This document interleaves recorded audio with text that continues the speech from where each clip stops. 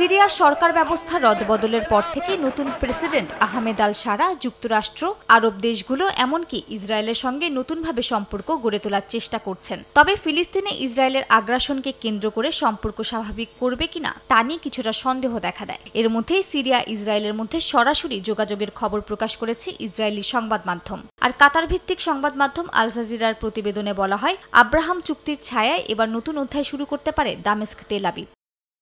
সিরিয়ায় আলোচনা সূত্রপাত করেছে সংযুক্ত আরব আমিরাত, আর পুরো উদ্যোগের পেছনে রয়েছেন মার্কিন প্রেসিডেন্ট ডোনাল্ড ট্রাম্প।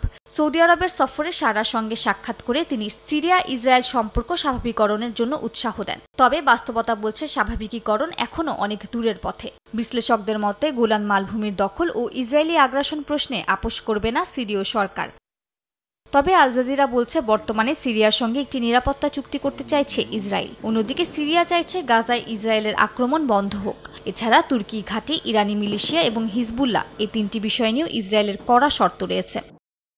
চলমান গাজা যুদ্ধের মধ্যে ইসরায়েল একযোগে লেবাননেও অভিযান চালিয়েছে।